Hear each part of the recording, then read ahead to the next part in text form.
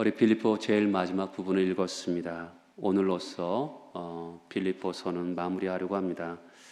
다음 주부터는 히브리서 11장을 이렇게 말씀을 나눠보려고 합니다. 어려운 시대를 살아갈 때 히브리서 11장은 우리에게 믿음의 장으로 알려져 있습니다. 어려운 시대를 살아갈수록 믿음으로 반응하는 것이 필요한 것이죠. 우리가 항상 믿음이 우리 인생의 화두가 되기를 소망하면서 여기 히브리서 11장을 열어보려고 준비하고 있습니다. 많이 읽어오시면 좋겠습니다. 여러분, 오늘 뒷부분에 인사말이 나옵니다. 평범한 인사 같지만 그 속에 성도들이 서로를 어떻게 대하고 보아야 하는가라는 교훈하는 내용입니다. 잘 보세요. 21절에 오면 각각 문안하라. 나와 함께 문안하고, 22절에 보면 모든 성도들이 너에게 문안하고, 이렇게 3번 문안하라라고 하고 있습니다. 중요한 거죠. 여러분, 문안하다는 것은 인사하는 거죠. 한자를 보면 물어볼 문자에다가 편안할 안자를 쓰잖아요. 편안하신지 지금 안부를 묻는 겁니다. 관심을 표명하는 거죠.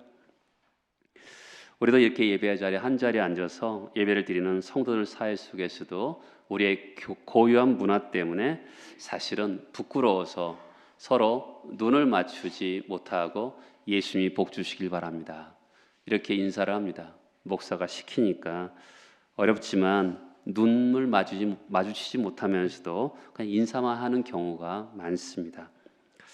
그러나 인사하고 사랑을 나누고 관심을 표명하면서 교회 공동체는 함께 이끌어가는 거죠. 그렇죠?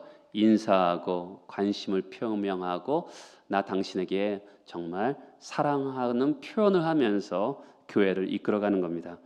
교회는 절대로 목사 한 사람에 의해서 이끌어가는 교회도 아니고 몇몇 사람의 중직자에 의해서 교회가 이끌어가는 것도 아닙니다.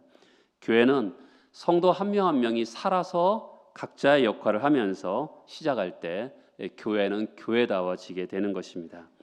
세상에 있는 다른 공동체들은 몇 사람에 의해서 이끌어갑니다. 근데 교회는 몇 사람에 의해서 이끌어가는 공동체가 아닙니다. 교회는 그리스도의 몸이 되어 있기 때문에 어떤 사람들 각자 몸으로 구성되어 있기 때문에 각자의 합당한 역할을 감당할 때 교회는 건강해지고 정말 새로워질 수가 있는 것이죠. 그 중에 가장 중요한 것이 서로 문안하는 것입니다. 그렇죠? 이 경기도에 하 목사님 분이 계시는데 인사만 잘하면 먹고 산다. 이게 책 제목이에요. 인사만 잘하면 먹고 산다. 그분의 어떤 간증이기도 하죠. 인사를 잘하면 전도가 잘 되고 인사를 잘하면 교회가 부흥이 된다, 이렇게 표현하는 책이기도 합니다. 종종 예의가 밥 먹여주냐 이렇게 말하는 분들이 있습니다. 여러분, 예의가 없으면 아내가 밥도 주지 않습니다. 예의가 있어야지만이 아내가 밥도 차려주는 것이지 예의가 있어야 되는 것이죠. 인사하지 않는 가게 가고 싶습니까? 인사하지 않는 무례한 교회 누가 다니고 싶겠습니까? 그래서 교회는 안내위원이 참 중요합니다. 사람들이 들어올 때 그들을 반갑게 맞아들이는 그런 인사하는 것이 굉장히 중요합니다. 저는 이 지역에 이렇게 지나가면서 이 지역 사람들에게 인사를 합니다. 어떤 분은요, 한 2년, 3년 제가 인사를 해더라도 아는 척도 안 하는 분도 있었습니다. 근데 요즘에 와서 그분이 인사를 받아줘요. 그분이 인사를 하진 않습니다. 인사를 받아줘. 요즘에는 그래도 행복한 거죠. 그렇죠? 그만큼 사람들에게 인사를 그분이 받든 안 받든 저는 이 지역의 담임 목사로서, 이 지역 교회의 담임 목사로서 그분들에게 예의를 갖추는 거죠. 그러면서 그분들의 마음을 인사로서 그분들에게 마음의 문을 열어가는 것입니다. 관심을 가지고 사랑을 표현하고 서로를 향해서 인사할 줄 아는 그런 교회가 교회이고 성도의 서로 관계인 것입니다. 특별히 우리가 문화의 대상이 누구입니까? 21절에 보면 그리스도 예수 안에 있는 성도들에게 문안하는 것입니다. 우리가 무난해야 될 대상이 누구라고요? 성도입니다. 성도는 넓은 의미에서 교회를 출석하는 사람들을 성도라고 하죠. 또한 성도, 성자는 거룩할 성자를 쓰고 도자는 무리도자를 씁니다. 거룩한 무리, 삶이 빗대고 소금되는 거룩한 무리라는 뜻을 가지고 있습니다. 그러나 그것보다도 더 1차적인 개념은 뭐냐면 성도는 하나님의 특별한 목적 가운데 속에서 구별되어서 선택한 무리라는 뜻을 가지고 있습니다. 출애굽기 19장에 보면 너희는 열국 중에서 내 소유가 되겠고 너희가 내게 대하여 제사장 나라가 되고 거룩한 백성이 되리라. 하나님께서 이스라엘 백성들을 애굽 땅에서 이끌어내신 이유가 있습니다. 그 이유는 세상에서 제사장 나라가 되고 거룩한 백성이 될 사명자로 이끌어내신 것이죠. 그렇죠? 우리들은 종종 막연하게 사람들에게 착한 사람이 되고 막연하게 사람들에게 존경받는 대상이 아니라 하나님으로부터 이 땅에 특별한 목적을 가지고 구별된 사람들이라는 것입니다. 그냥 어떤 특별한 자리가 아니라 일상적인 삶의 자리에서 부르심이 무엇인지 알고 살아가는 것이 성도인 것이죠. 그런 면에서 성도는 부르신 자를 기쁘게 하기 위해서 살아가는 것입니다. 그저 열심히 살면 되고 그저 땀 흘리면 되고 그저 최선을 다하면 되고 남들에게 본이 되면 된다, 그런 삶이 아닙니다. 하나님께서 부르신 자리가 어디인지 알고 부르신 것이 무엇인지를 알고 부르신 자를 기쁘게 하며 사는 것이 성도들인 것이죠. 디모데후서에 보면 너는 그리스도 예수의 좋은 병사로 나와 함께 고난을 받으라. 병사로 복무하는 자가 자기 생활에 얽매이는 자가 하나도 없나니 이는 병사로 모집한 자를 기쁘게 하려 함이라. 여러분과 저는 우리를 부르신 자를 기쁘게 하기 위해 사는 자들입니다. 그저 아이 낳고 그 다음에 노후가 되어서 노후를 안정하게 살고 사람들에게 존경받을 만하고 인정받을 만하게 사는 것이 우리 삶의 목표가 아닙니다. 우리는 그렇게 세상을 살지 않습니다. 우리를 부르신 그분을 기쁘게 하기 위해서 살아가는 것입니다. 로마서 14장에 보면 우리 가운데 누구든지 자기를 위하여 사는 자가 없고 자기를 위하여 죽는 자도 없도다. 우리가 살아도 주를 위해 살고 죽어도 주를 위해 죽나니 그러므로 사나 죽으나 우리가 주의 것이로다. 이 땅에 사는 이유가 뭡니까? 주님 때문에 사는 것이고 죽어야 하고 포기해야 되고 고난을 받아야 될 이유가 뭡니까? 주님 때문입니다. 우리 생존의 방향성과 목적이 뭐냐면 우리를 부르신 그분에게 있는 것입니다. 성도는 뭐라고요? 성도는 특별한 목적을 가지고 이 땅에 사는 사람들입니다. 그러니까 우리가 상대방에 대해서 인사하고 안부를 묻는 이유가 뭡니까? 그 사람들이 특별한 목적을 가지고 이 땅에 살아가는 사람들에게 안부를 묻는 거예요. 자, 두 번째는 뭡니까? 오늘 보면 그리스도 예수 안에 있는 성도들입니다. 그리스도 예수 안에 있는 성도라는 게 뭡니까? 그것은 그리스도와 연합되어 있다는 것입니다. 로마서 6장에 보면 만일 우리가 그의 죽으심을 본받아 연합한 자가 되었으면 또한 그의 부활을 본받아 연합한 자가 되리라. 예수 그리스도의 대속의 근거에서 죄를 용서받은 그런 사람들로 부름받은 하나님의 백성들입니다. 제사장의 역할을 하도록 부름받은 사람들인 것이죠. 존귀한 자들입니다. 훌륭한 대학을 나오고 좋은 직장을 다니고 높은 신분에 있어야만이 존귀한 자가 아닙니다. 하나님께서 그 부름 때문에 값을 주고 산 그 부름 때문에 존귀한 자인 겁니다.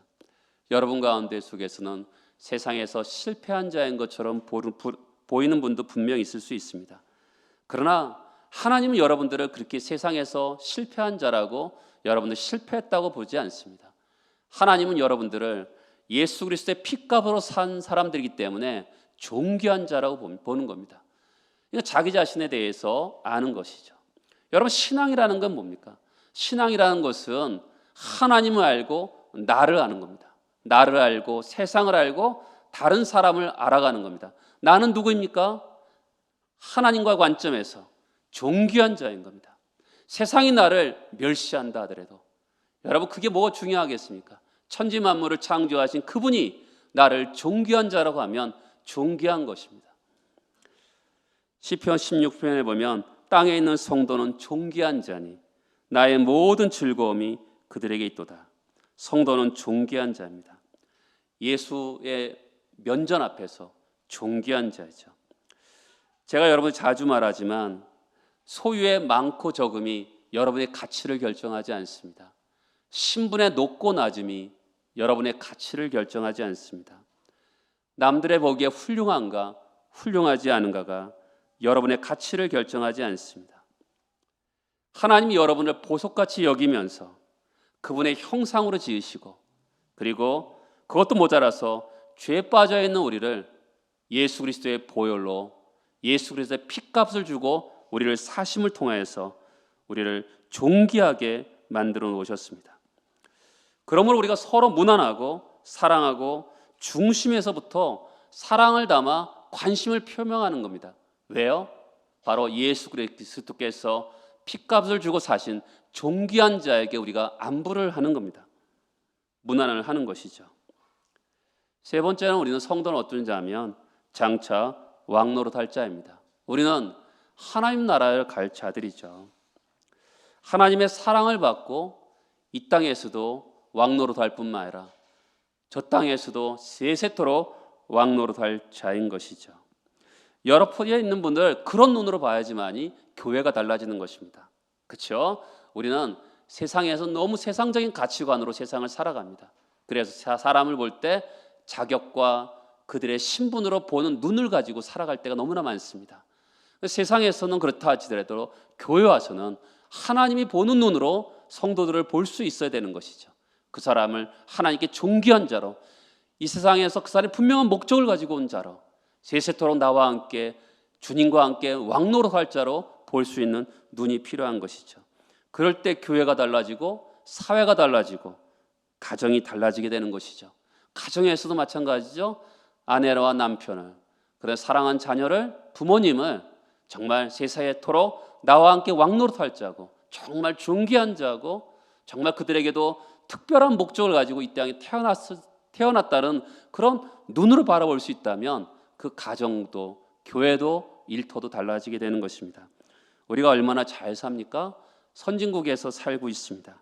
세계 어디에 나도 손색이 없는 강국으로 살아가고 있습니다. 그러나 그것이 우리를 행복하게 합니까? 어느 누구에게도 한국을 가볍게 볼 수 없는 그런 강대국이 되었습니다. 근데 그것이 우리를 존귀하게 하는 겁니까? 그렇지 않습니다.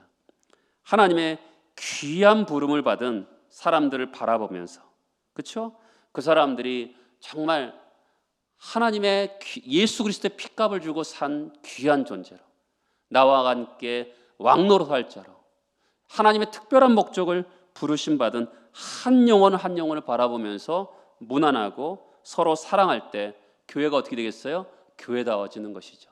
성도가 성도다워지는 것입니다. 교회를 통해, 그런 교회를 통해서 이 땅에 수많은 복들이, 빛이 흘러가게 되어 있는 것입니다. 우리의 눈이 바뀌어야 되는 것이죠.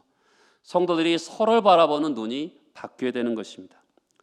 이 사도가 문안하는데 어떻게 문안합니까? 21절에 보면 각각 문안합니다. 그렇죠? 집단적인 관계보다는 개인적인 관계를 얘기합니다. 개인을 알고 개인을 사랑하고 그들을 아끼고 사랑을 담아서 그들의 관심을 베푸는 것입니다. 성경은 신앙인끼리 이게 서로 각각 알아가기를, 각각 관심을 갖기를 원하는 것이죠. 우리 교회는 1부와 2부 예배를 드리고 있습니다. 그래서 1부 있는 성도들이, 아니 2부 있는 성도들이 1부 성도들을 다 알아갈 수가 없는 구조를 가지고 있습니다. 나는 2부 예배 오니까 2부 성도들만 알면 된다, 이렇게 하면 안 되죠. 그렇죠? 2부에 모이는 저 꿈쟁이들과 또 청소년들도 한 명 한 명에게 관심을 가져야 되고 그들에게 각각 무난하면서 살아가야 되는 것입니다. 바울만 빌립보 성도들에게 무난하는 것이 아니라 또 누가 무난합니까? 21절에 보면 나와 함께 있는 형제들이 너희에게 무난하고 있습니다. 여기서 형제들이라고 부르는 사람들은 누구일까요? 사도 바울이 빌립보 감옥에 있는 로마 감옥에 같이 갇혀 있는 사람들이죠. 바로 디모데나 에바브로디도 바울의 동역자를 가리키는 말입니다. 이 교회는 어떤 공동체입니까? 형제 공동체입니다. 교회는요, 높낮이가 없고 서열이 없는 공동체입니다. 여러분, 교회는요, 높낮이가 생기고 서열이 생기면 그 교회는 망합니다. 목사가 가장 높고, 장로가 높고, 권사가 높고, 안수 집사가 높고, 집사는 그 다음이고, 이렇게 생각하면 망하는 겁니다. 무슨 말인지 아시겠죠? 교회는요, 이 땅에 계급 구조라든지 높낮이가 없는 유일한 공동체입니다. 교회의 생명은 어디 있냐면, 교회는 계층이라든지 서열이 없는 높낮이가 없는 공동체입니다. 교회는요, 담임 목사가 한마디 하면 유치부회의까지 일사불란하게 움직이는 그런 공동체는 아닙니다. 세상에서는 일사불란하게 움직이는 공동체가 있습니다. 군대라든지 대기업 같은 경우는 오너가 얘기하든지 대장이 얘기하면 일사불란하게 움직이게 되어 있습니다. 그런데 교회가 그렇게 행동을 하면 교회는 어려워집니다. 정말 세상에서 우리를 교회로 와서 보고 들어야 되는 그런 공동체가 어떤 공동체냐면 바로 형제 공동체입니다. 높낮이가 없는 공동체. 세상에서 교회로 와서 딱 봤더니 서열이 없고 높낮이가 없는 공동체를 보면서 이런 공동체가 정말 좋은 공동체구나. 그것을 세상 사람들이 와서 경험해야 되는 것이죠. 세상은 어떻습니까? 세상이 만들어 놓은 게 있습니다. 1등과 2등, 우등과 저등, 그리고 또한 성공과 실패, 온갖 종류의 명찰을 가지고 세상은 살아갑니다. 그러나 교회에 올 때는 그 명찰을 떼고 와야 되는 것이죠. 내가 세상에 성공한 사람이라도 그 성공의 명찰을 떼고 오고, 내가 이 세상에서 실패한 사람이라도 그 실패의 명찰을 떼고 교회에서 와서 서로를 주님의 눈으로 바라보는 거죠. 그렇죠? 그 형제들을 주님의 눈으로, 예수 그리스도의 핏값을 주고 산 형제고, 같이 세세토록 왕노릇할 자로, 그리고 저분을 통해서 특별한 목적을 갖고 있다는 그런 의식을 가지고 교회에 모이는 것입니다. 그것이 그 형제 공동체인 것이죠. 그렇다고 교회에 직분자가 필요한 이유가 뭡니까?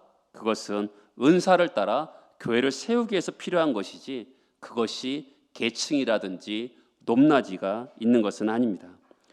교회는 절대로 서열을 가진 공동체는 아닙니다. 우리는 형제와 자매인 것이죠.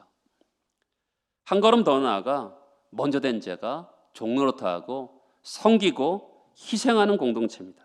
그것이 교회인 것입니다. 목회자를 세워놓으니까 권세를 부리려고 하면, 직분자를 세워놓으니까 이제 높은 자리 왔다, 이렇게 생각하면 망하는 겁니다. 교회는 서로 문안하는 공동체, 형제자매로 문안하는 공동체인 것이죠. 높은 사람이 아랫사람을 베풀어주는 공동체는 아닙니다. 먼저 된 자가 희생하고 종이 되고 상대방을 영화롭게 하고 존귀하게 하는 공동체가 교회인 것입니다. 여러분이 옆에 있는 사람들에게 종된 심령을 가지고 존귀하게 하고, 직분과 연륜이 더 많아질수록 낮아지고 깨트려지고 자기 자신을 내세우지 않는 것이 교회 구조가 가지고 있는 생명입니다. 교회는 그런 생명을 가지고 있는 거예요. 교회는 그렇지 않으면 목회자가 목회 연륜이 많아질수록 소리가 높아지고 남들 위해 군림하려 하고, 직분자들이 시간이 흘러가면 할수록 고차가 되면 그 교회는 망하는 겁니다. 우리는 형제자매로서 서로 문안하는 것이죠. 특별히 나이 많으신 분들에게 부탁을 드리고 싶은 게 있어요. 특히 젊은이들을 한 사람 한 사람들을 예쁘게 봐주시기 바랍니다. 종종 친구들이 머리에 온갖 형형색색으로 머리에 물들이고 온다면, 야, 머리에 어떻게 그렇게 멋지게 하고 온나, 이러면서 말을 해주시고, 또한 요즘에는 이제 일반화됐지만 옛날에는 찢어진 청바지를 입으면 아주 난리가 난 적이 있습니다.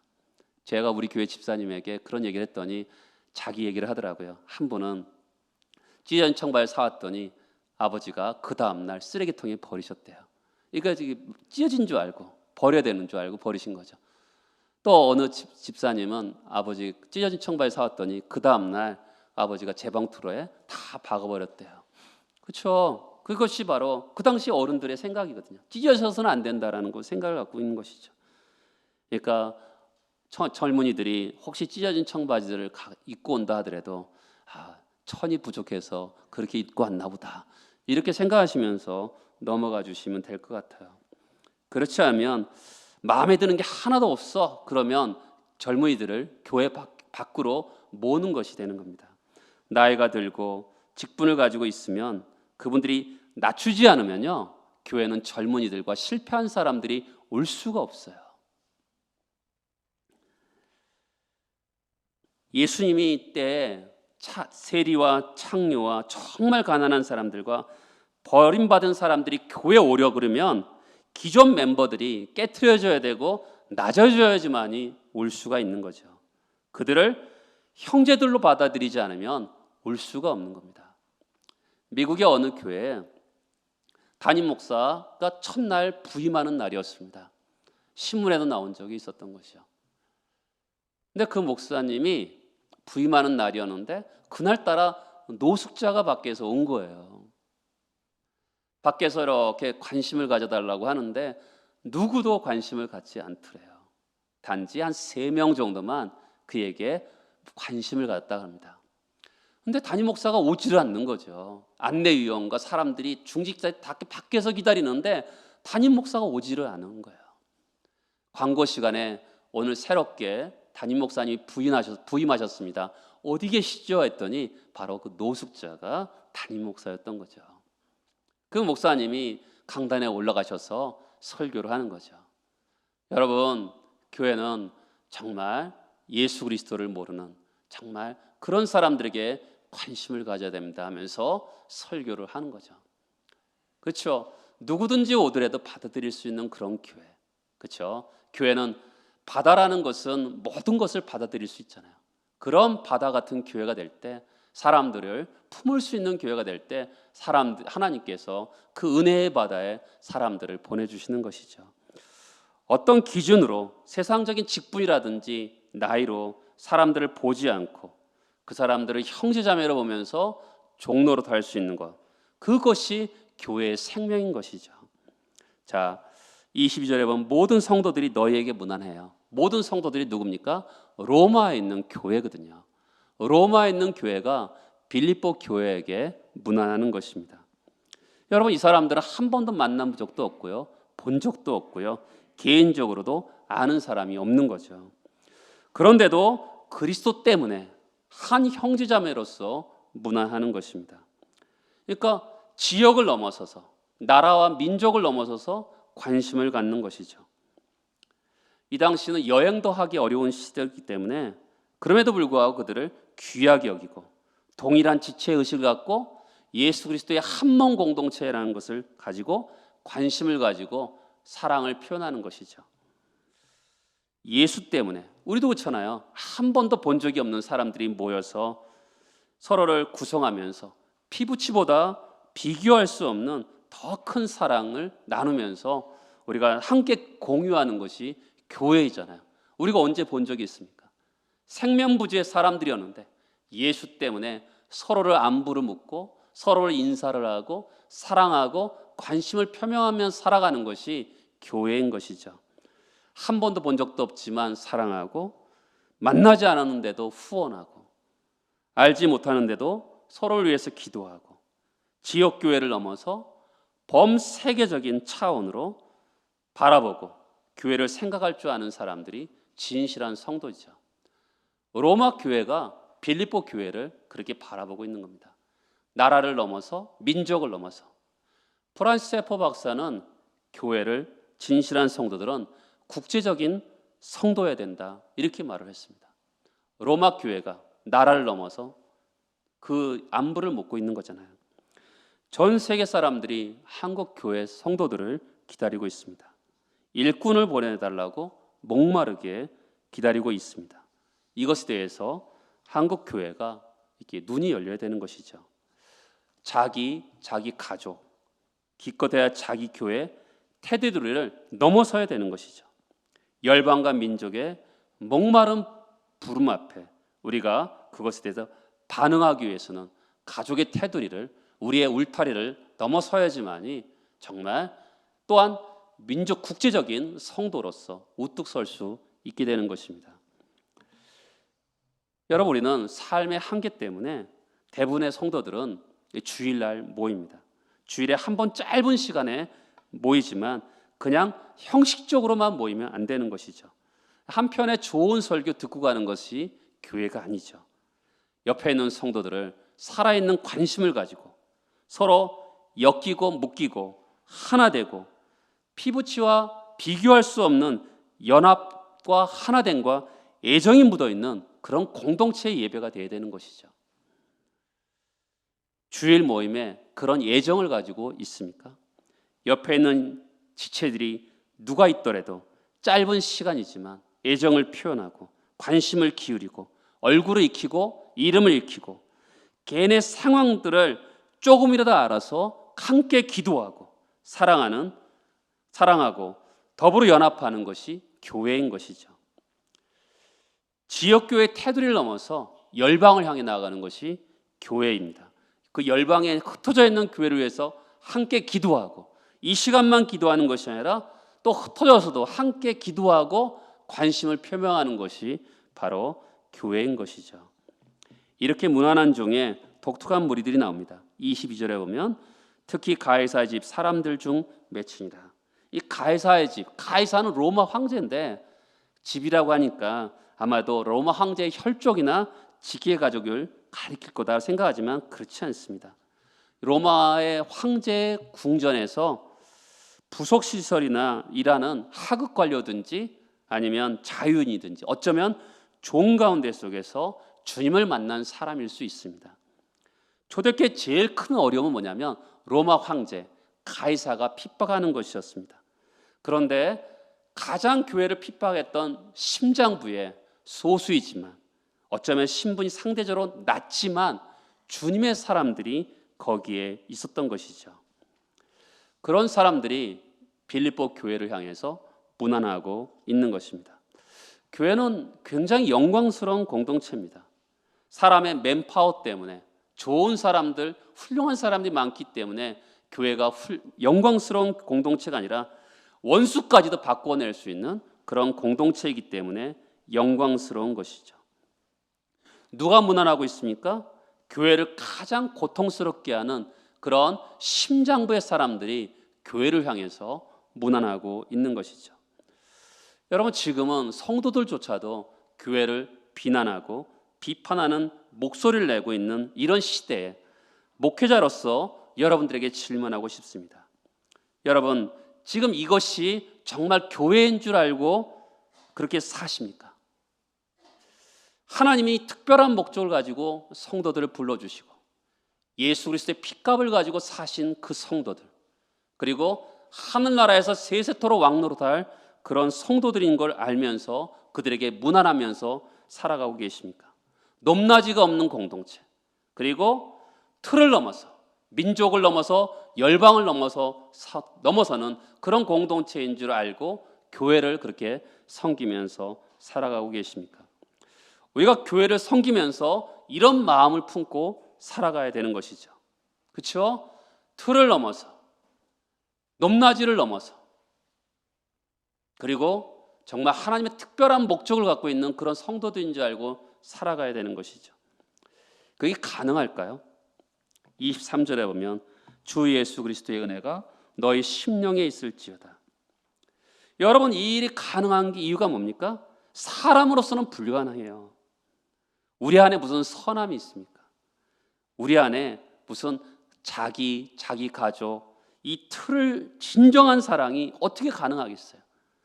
자기 중심적으로 똘똘 뭉쳐있는 우리가 어떻게 가능할 수 있겠습니까? 그런데 그리스도 예수의 은혜가 있으면 달라지는 것이죠.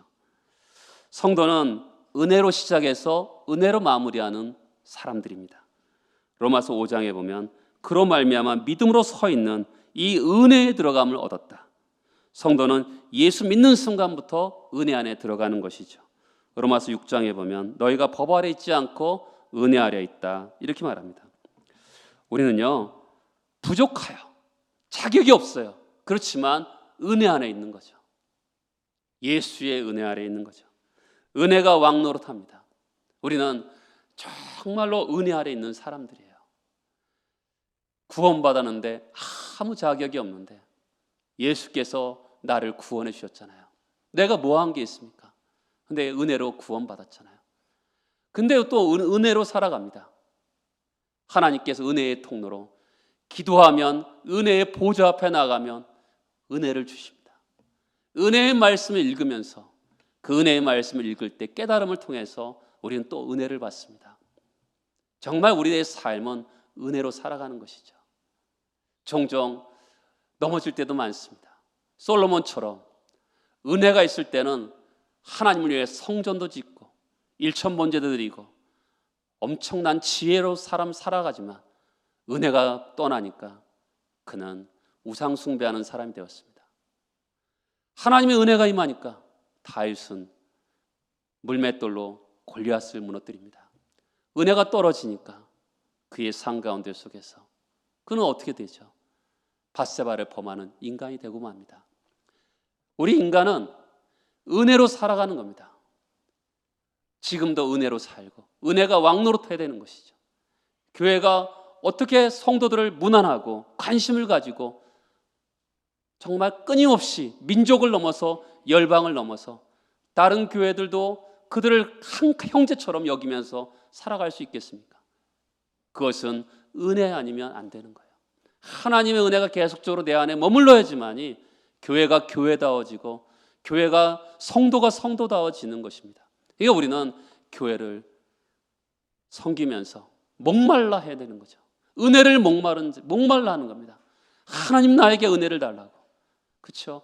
심령이 가난한 자가 됨을 통하여서 은혜를 목말라 하면서 오늘도 살아갈 때 그 은혜로 말미암아 이 교회를 만들어갈 수가 있고 성경이 말하는 교회를 만들어갈 수 있고 정말 처참하게 무너져가는 이 한국 교회를 살릴 수 있는 것은 하나님의 은혜 외에는 다시 살릴 수가 없는 것이죠. 사랑하는 여러분, 우리 공동체에 주의 은혜가 넘쳐서 하나님의 은혜가 왕노릇하여서 교회가 교회되게 하고 그래서 서로를 문안하는 그런 교회가 되길 소망합니다.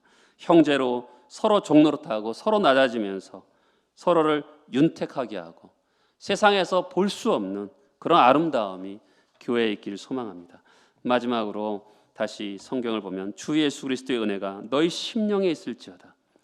어디에 있어요? 심령에.